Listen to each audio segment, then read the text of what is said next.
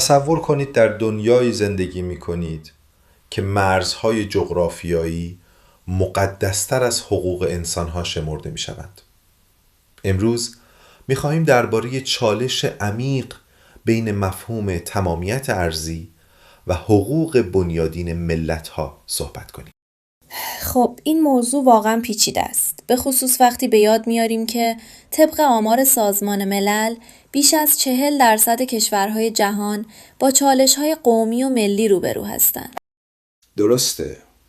و جالب اینجاست که میثاق بین‌المللی حقوق مدنی و سیاسی در همون ماده اول خودش صراحتاً میگه کلیه ملل دارای حق تعیین سرنوشت هستند.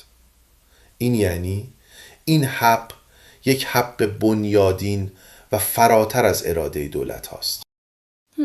پس چطور میشه که بعضی‌ها این حق رو در تضاد با تمامیت ارضی میدونن؟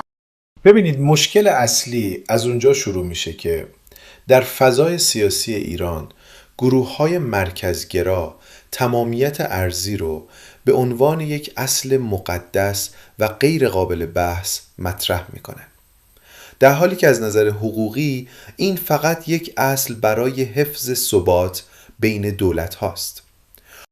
و این یعنی اونها دارن اولویت ها رو اشتباه میگیرن؟ دقیقاً. و این ما رو میرسونه به دکترین جدایی چاره‌ساز.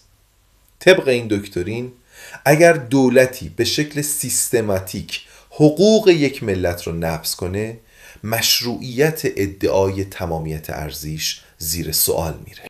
خب این خیلی جالبه. یعنی میشه گفت که حفظ مرزها مشروط به رعایت حقوق ملل مختلفه؟ بله، و این دقیقاً همون چیزیه که ماده 19 میثاق هم بهش اشاره میکنه. این ماده میگه هیچ کس رو نمیتونه به خاطر عقایدش مورد مزاحمت قرار داد. پس وقتی گروهی مشارکت سیاسی رو مشروط به پذیرش تمامیت ارضی میکنه، داره این حق رو نقض میکنه. و این موضوع با مسئله ستم مضاعف هم ارتباط داره، درسته؟ کاملا درسته.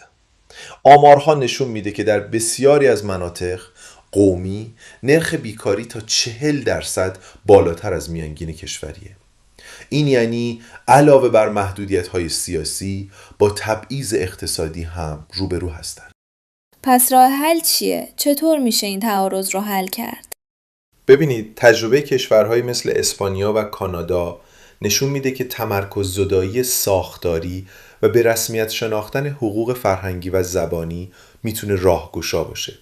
مثلا در کانادا با وجود تنش‌های تاریخی با کبک تونستن با اعطای خودمختاری فرهنگی و زبانی ثبات سیاسی ایجاد کنن. و این یعنی عدالت میتونه ضامن واقعی همزیستی باشه، نه تحمیل و اجبار.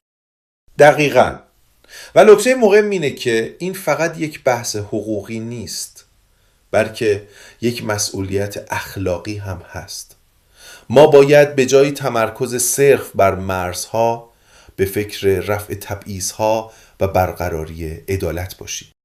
به نظر میرسه که درک این موضوع اولین قدم برای حل مسائل قومی و ملی در ایرانه.